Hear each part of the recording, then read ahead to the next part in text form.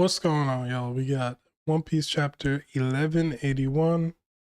And the last chapter and the last few chapters have been kind of crazy with everything going on with Imu on Elbaf.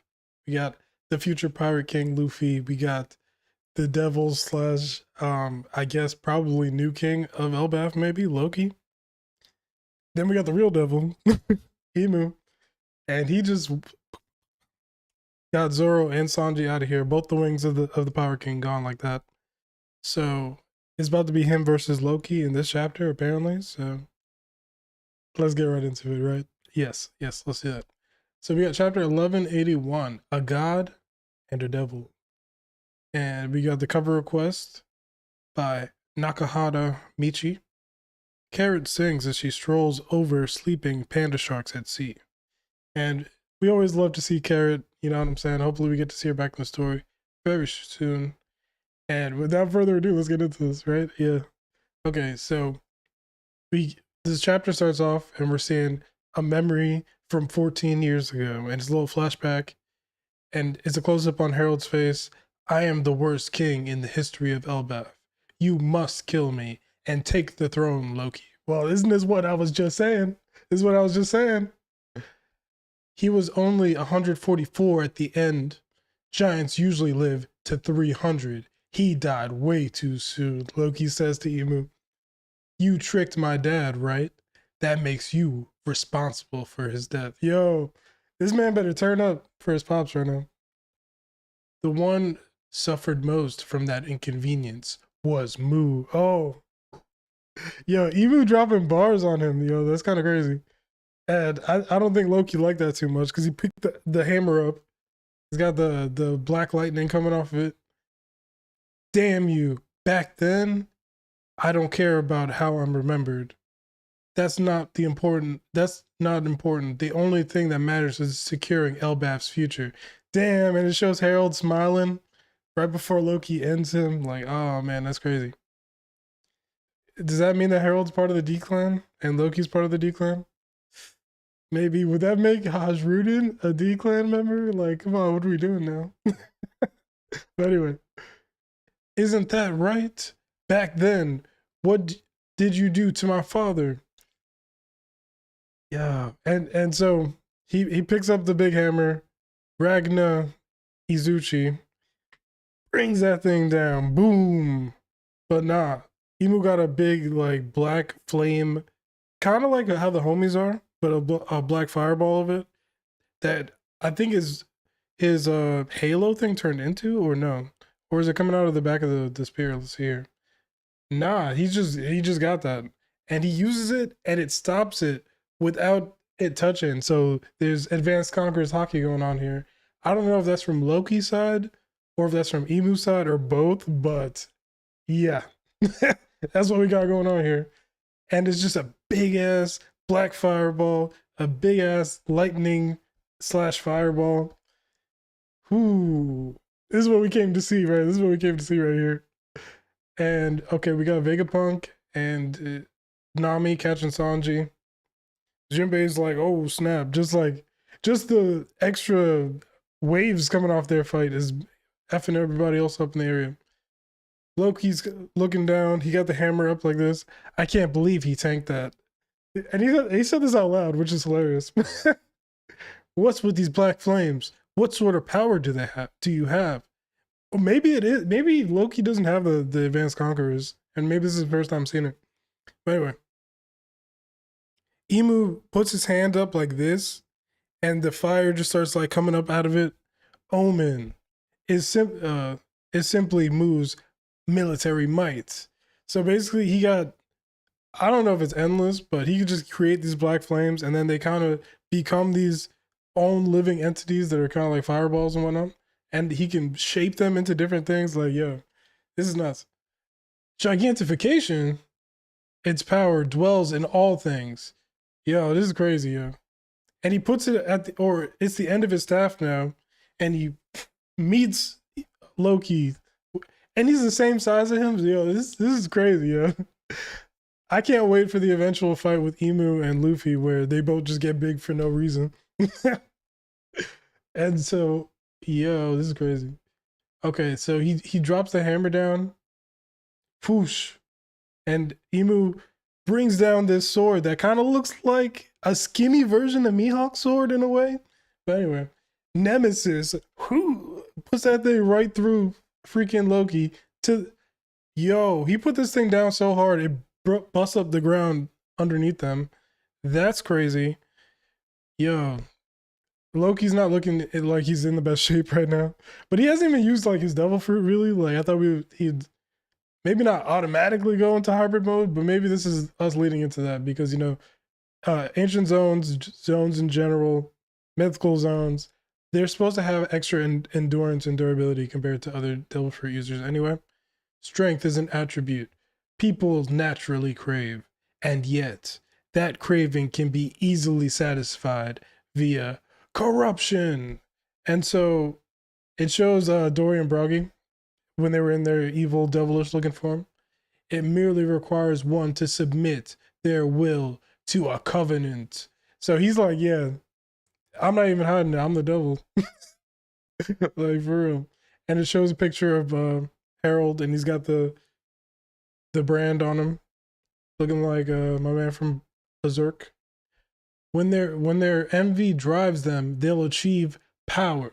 So basically, it feeds on all the dark energy that people naturally have in themselves, whether especially if they're a hater. Haters gonna thrive with this ability, for real. Those three things together form a trinity known as Dominion. Okay. Damn, so he breaking down how all the devil magic kind of works, which is kind of interesting. Which makes me feel like, yeah, it seems like he don't got a devil fruit, huh? It don't seem like he got a devil fruit. Shall I grant thee the power of God? In one step, thou wouldst go far beyond humanity. And Loki's looking kind of messed up right now, I can't lie. But he swings all the way back and brings that hammer all the way down on his, yo.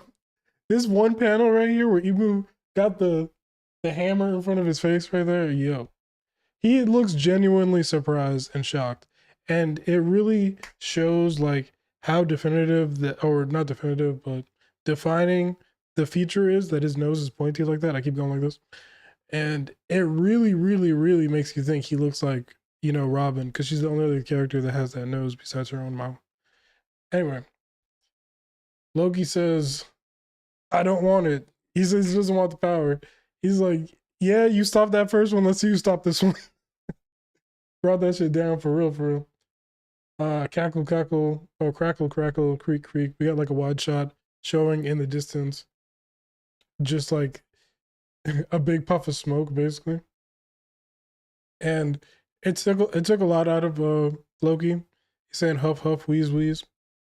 So God's dominion, that's your power? Huff, huff. Sounds more like a deal with the devil to me. He dropping bars on him now. Is there a difference between a god and a devil? Ooh.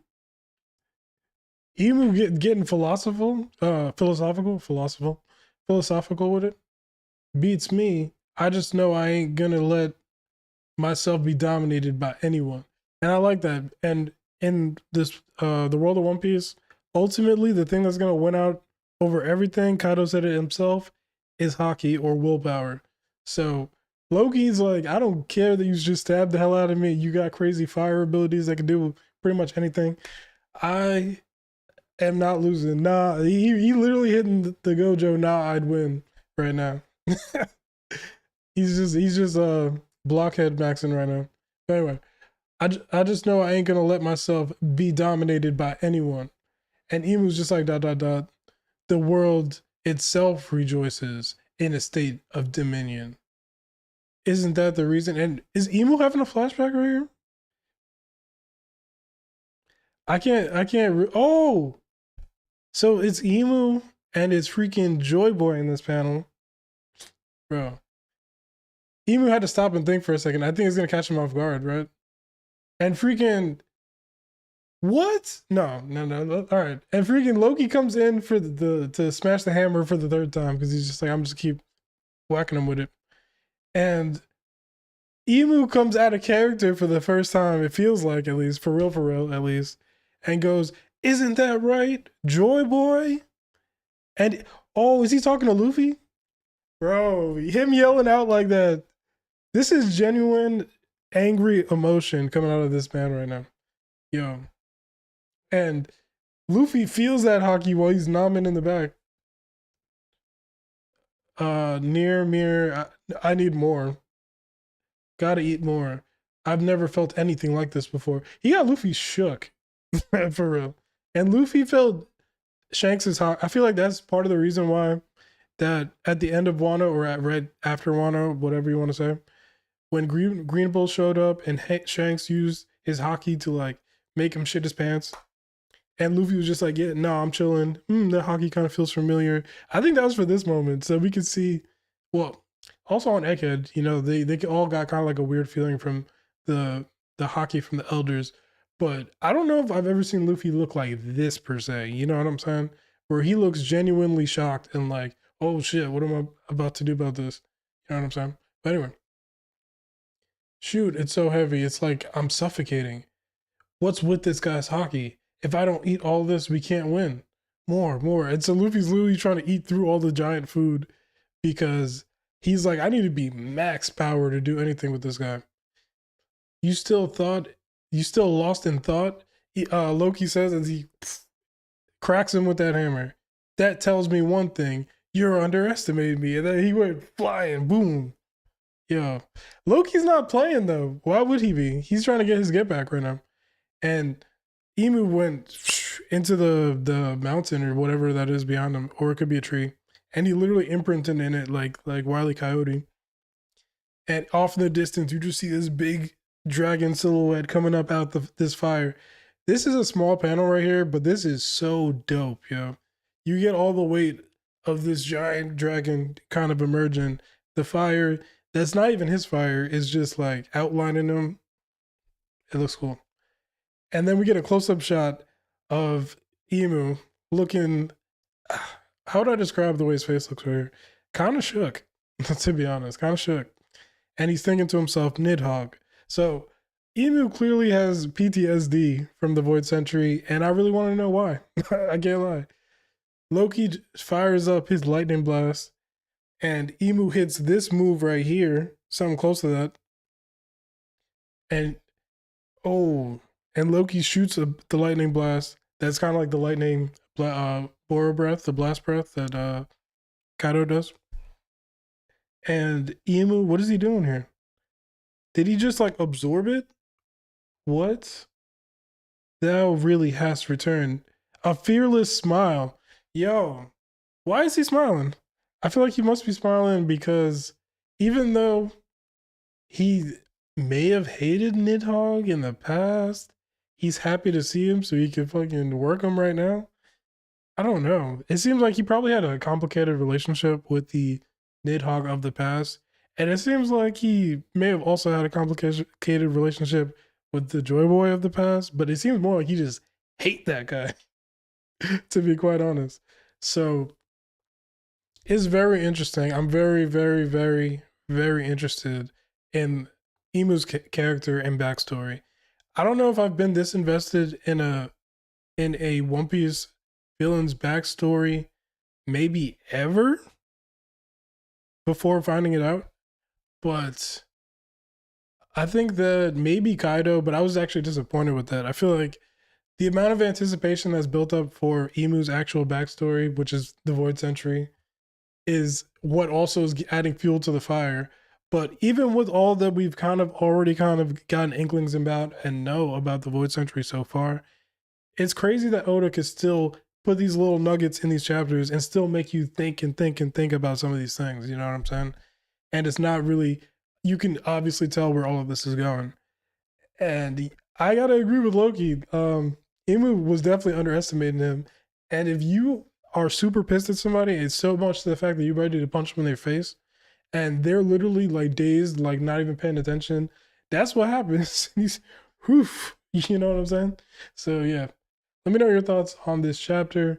It was an amazing one. It just seems like the fire chapter is just gonna keep coming, but it's on break this week, so we got time to think and see how everybody that's a One Piece fan feels right now. Have a great time and goodbye.